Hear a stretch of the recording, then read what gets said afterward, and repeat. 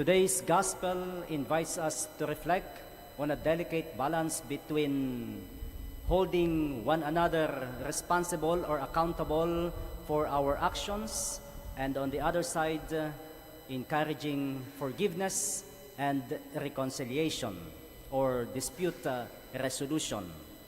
Jesus Christ provides us with the necessary procedures.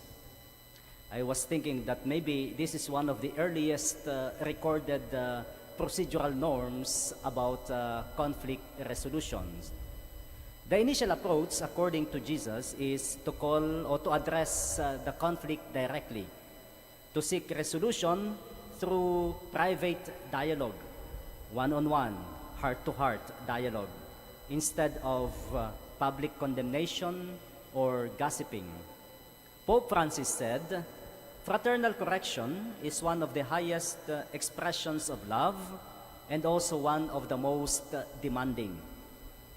Unfortunately, when someone makes a mistake, one of the first things that we do is to gossip, according to Pope Francis, which everyone but the person concerned comes to know the details of the incident. Hindi yung first approach, kundi second or third approach na agad ang nangyayari. We jump from the heart-to-heart talk, we proceed immediately to the group session.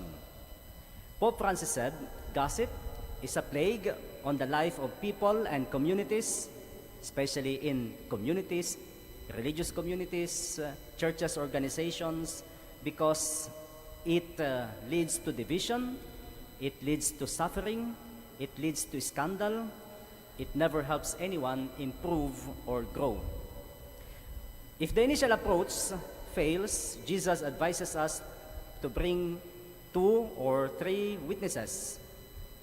The presence of these witnesses serves not to humiliate the offender, but to provide support and facilitate understanding.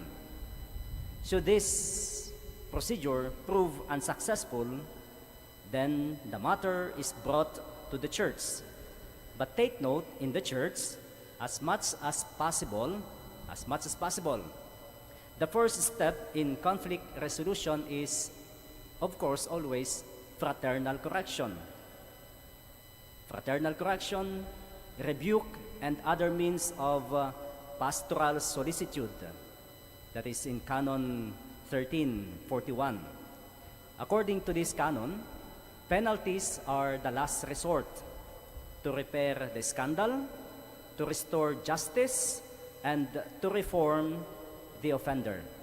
Penalties are mere last resort. Pope Francis again stressed that pointing the finger is not good.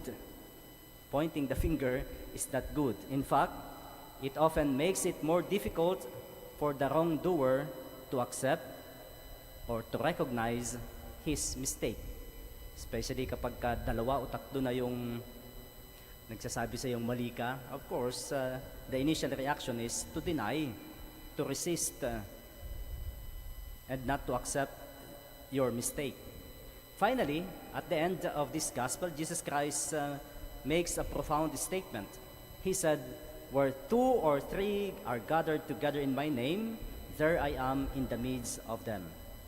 This assures us, especially on that last procedure, last step, by bringing the matter to the church, that when we gather in prayer, when we seek God's will in matters of conflict, in matters of sin, then Christ is present by offering His guidance and His grace.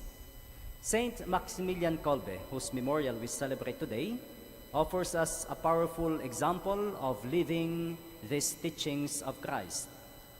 As we all know, even in the face of unimaginable sufferings, especially in that concentration camp, Saint Maximilian exemplified Christ's teaching, the call to love and forgiveness.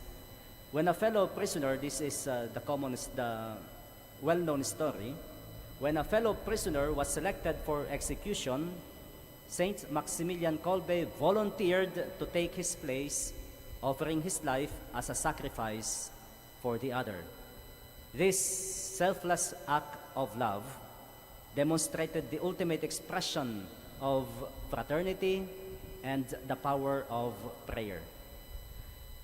As we continue this week, in our own lives, we may face situations where we are hurt or offended by others. We already know the procedures: heart-to-heart talk, one or two witnesses, and the group session, but always in the form of prayer and reconciliation, not in the form of condemning the other. May we draw also inspiration from Saint Maximilian Kolbe. May we offer also our life for the sake of our brothers and sisters, for the love of God, and for the truth.